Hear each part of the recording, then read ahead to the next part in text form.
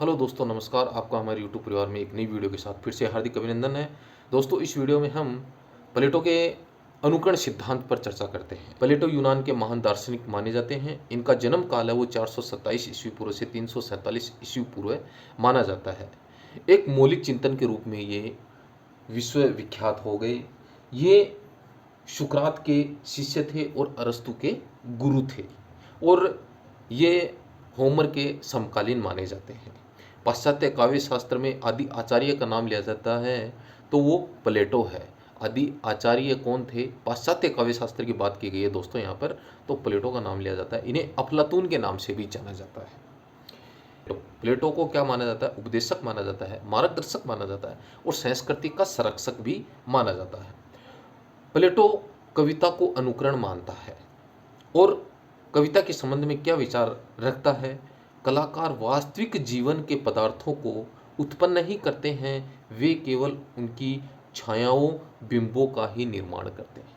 ये प्लेटो अपने अनुकरण सिद्धांत में मानता है कि कलाकार जो होता है वो वास्तविक जीवन के जो पदार्थ हैं उनको उत्पन्न नहीं करता है, यानी उसको पहले से वो चीज़ दे दी गई है, और उन चीज़ों की छायाओं का, बिंबों का वो तो निर्माण कर रहा है। वास्तविक जगत के पदार्थों को उत्पन्न नहीं कर सकता है।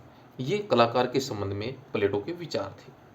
वो मानते थे कि यदि कविता के प्रशंसक यह सिद्ध करें कि कविता न केवल आनंदप्रद है, वरन वह समाज और मानव जाति के लिए उपयोगी भी है, तो वास्तव में यह हमारे लिए महान हित की बात होगी।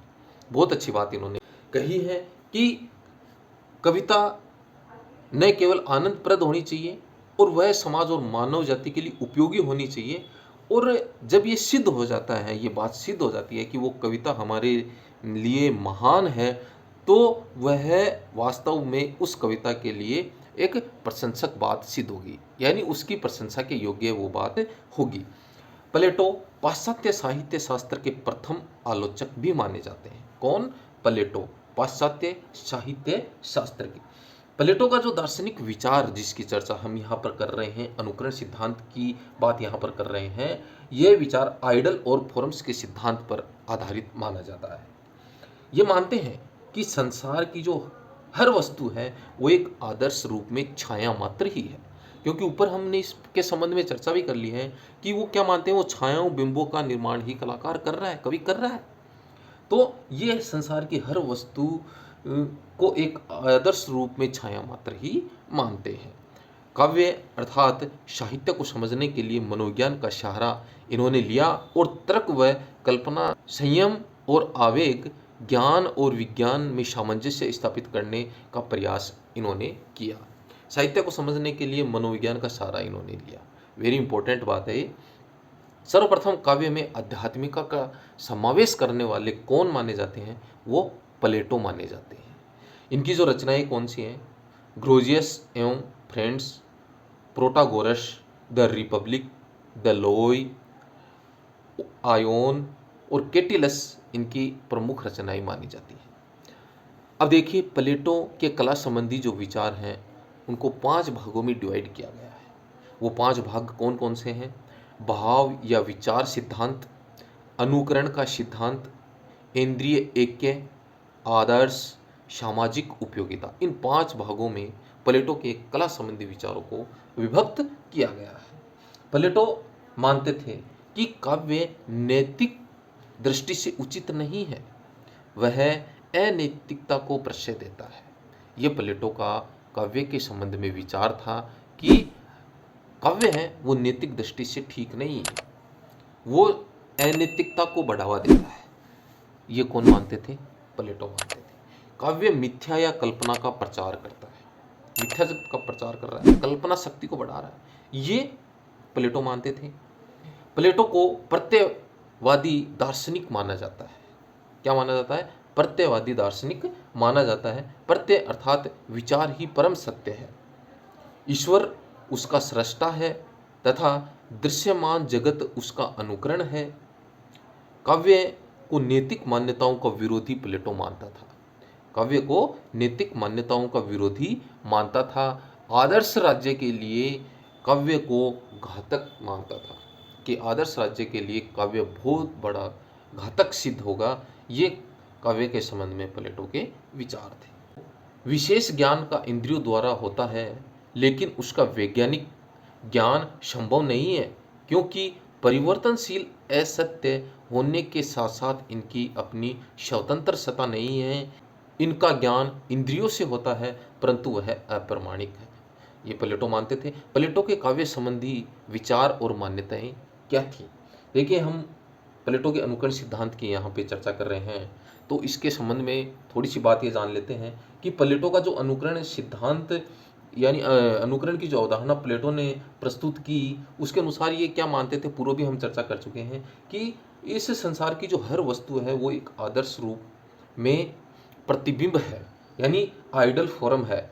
और काव्य है इन आदर्श रूपों का ही नहीं, बल्कि उनके भौतिक प्रतिबिंबों का भी अनुकरण कर रहा है। ये हम पूर्व में चर्चा कर चुके हैं।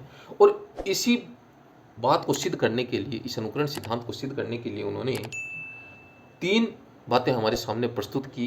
कौन सी 3 बातें प्रस्तुत की है, उसकी विस्तृत चर्चा यहाँ भी कर लेंगे हम, और मौखिक रूप से भी चर्चा करें। दोस्तों, ध्यान से हमें सुनना है और नोट्स बनाने हैं। कि वो एग्जाम्पल लेते हैं कि ईश्वर और देवीय सत्ता ने एक आदर्श खाट का निर्माण किया, यानी चारपाई, खाट होती है चारपाई, कि आदर्श चारपाई बनाई। किसने बनाई? कि हमारी जो ईश्वरीय और देवीय जो शक्ति है, उसने एक आदर्श खाट का निर्माण। उसी आदर्श खाट का अनुकरण करते हुए कारीगर है वो एक भौतिक खाट का निर्माण करता है। देखिए दोस्तों, क्या कह रहे हैं प्लेटो, क्या मानते हैं कि ईश्वर पहले एक आदर्श खाट का निर्माण करता है और उसी एक आदर्श खाट का अनुकरण करते हुए कारीगर एक भौतिक खाट का निर्माण करता है। और फिर क्या होता है, कवि और चित्रकार है उसी भौतिक खाट का चित्र या वर्णन हमारे सामने प्रस्तुत करते हैं। ये 3 बातें प्लेटो के अनुकरण सिद्धांत में मुख्य रूप से दी गई हैं। और ये देखिए, यहाँ पर जाके पूरा सिद्ध हो जाता है इन नोट्स में कि प्लेटो क्या कहते हैं काव्य के संबंध में, कि साहित्य है वो मिथ्यानुकृति है। किस प्रकार माना इन्होंने? काव्य मिथ्या जगत की मिथ्या अनुकृति है। कवि या साहित्यकार जिन वस्तुओं या व्यक्तियों की अनुकृति करता है वो पहले से ही भौतिक जगत में विद्यमान हैं और कवि उनकी ही अनुकृति कर रहा है। जो पहले से विद्यमान उनकी अनुकृति कवि कर रहा है। यह अनुकृति मिथ्या एवं भ्रामक है, क्योंकि अनुकरण कभी भी पूर्ण होना संभव ही नहीं है। अगर हम अनुकरण कर रहे हैं तो वो पूर्ण होगा ही नहीं, प्लेटो ये मानते हैं। और कह रहे हैं कि कवि और कलाकार है, कवि या साहित्यकार है या कलाकार है, वो तो जो वस्तुएं हमारे सामने उनकी अनुकृति कर रहा है, जो पहले से विद्यमान है हमारे संसार में, हमारी पृथ्वी पर, ये वो मानते हैं। और उन्होंने यहाँ पर इस अपने सिद्धांत में गोबर से भरी हुई टोकरी के संबंध में भी विचार दिया है। ये बहुत बार एग्जाम्स में पूछा गया है कि गोबर से भरी हुई टोकरी के संबंध में किसने विचार दिए? तो प्लेटो ने विचार दिए। क्या कहते हैं वो मानते हैं कि अगर गोबर से भरी हुई टोकरी है, अगर वो भी हमारे लिए उपयोगी है तो वो भी प्रशंसनीय है, अगर वो हमारे काम आ रही है तो। ये प्लेटो का मानना है। कविता के संबंध में उन्होंने कहा है कि ये अनुकरण का अनुकरण है। इसकी बात हम पहले भी खाट के माध्यम से प्लेटो ने हमें समझाया कि एक खाट जो देवीय शक्ति है, ईश्वर ने हमें एक आदर्श खाट दी, फिर उसी आदर्श खाट का अनुकरण करके कारीगर ने एक खाट और निर्मित की, और फिर कोई चित्रकार या कलाकार है एक खाट का और निर्माण करता है, यानी उसका वर्णन करता है, जो ये मिथ्या जगत की अनुकृति है। कवि या चित्रकार वस्तुतः कृति नहीं है, अपितु अनुकृति मात्र प्रस्तुत करता है। कृति प्रस्तुत नहीं कर रहा है, वो तो हमारे सामने अनुकृति प्रस्तुत कर रहा है। अतः वह अमौलिक एवं अज्ञानी है। कौन? कवि या चित्रकार। कि वो तो हमें क्या क्या दे रहा है, हमें वो कृति की अनुकृति दे रहा है, इसलिए वो क्या है? अज्ञानी है, अमौलिक है। कवि स्वयं तो अज्ञानी है ही। प्लेटो मानते हैं कि वो स्वयं तो अज्ञानी है, साथ ही वह इस संसार में भी अज्ञान का प्रचार प्रसार कर रहा है। कवि के संबंध में ये विचार प्लेटो रखते हैं। काव्य के प्रयोजन क्या माने प्लेटो ने? काव्य के 3 प्रयोजन माने। सत्य का उद्घाटन करने वाला हो, मानव कल्याण में उपयोगी हो और राष्ट्रोत्थान में सहायक हो। ये काव्य के प्रयोजन प्लेटो ने माने हैं, बार बार एग्जाम्स में पूछे गए हैं। सत्य का उद्घाटन करने वाला हो, मानव कल्याण में उपयोगी हो और राष्ट्रोत्थान हो, ये काव्य के प्रयोजन प्लेटो ने माने। आह्लादित करना कविता का उद्देश्य नहीं है, कि प्रशंसनीय या प्रशंसा देना, मनोरंजन करना एक कविता का उद्देश्य नहीं हो सकता।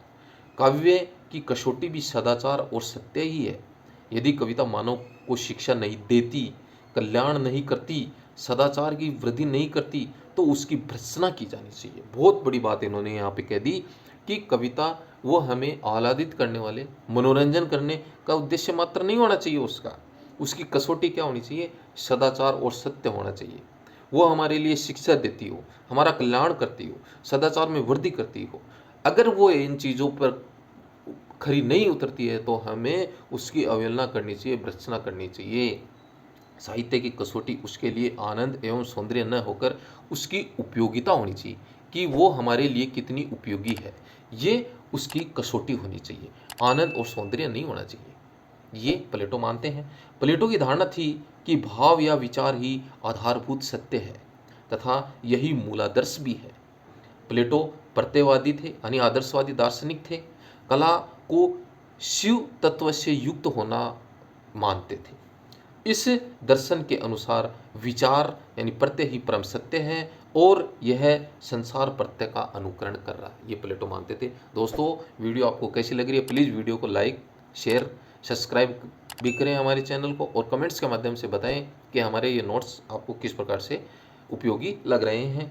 कलाकार अनुकरण का यानी इस संसार का अनुकरण कर रहा है, इसलिए इसकी कलाकृति सत्य से 3 गुना दूरी पर है। ये प्लेटो अनुकरण के संबंध में अपने विचार रखते हैं कि क्या कहा इन्होंने कि कलाकार अनुकरण का अनुकरण कर रहा है, यानी ईश्वर ने एक खाट बनाई, फिर कारीगर उस खाट को बनाता है, फिर कवि या चित्रकार है उस खाट का ही हमारे सामने विचार प्रस्तुत करता है। तो कलाकार के संबंध में रखते हैं कि वो तो अनुकरण का अनुकरण कर रहा है, इसलिए उसकी कलाकृति सत्य से 3 गुना दूरी, यानी तीसरे नंबर पर कलाकार आता है। कलाकार की कलाकृति इस दृश्यमान जगत का अनुकरण होती है। जो हमारा सामने जो दृश्यमान जगत है उसमें सिर्फ कलाकार है उस कलाकृति का अनुकरण ही कर रहा है। भारतीय काव्य शास्त्र का कांता समेत उपदेश इन्होंने स्वीकार किया। किसने? प्लेटो ने। प्लीज़ दोस्तों, आपसे आशा है कि हमारी वीडियो आपको ज़रूर पसंद आई होगी, आपके ज़रूर उपयोगी आई होगी। प्लीज़ वीडियो को लाइक, शेयर और हमारे चैनल को सब्सक्राइब करें। धन्यवाद।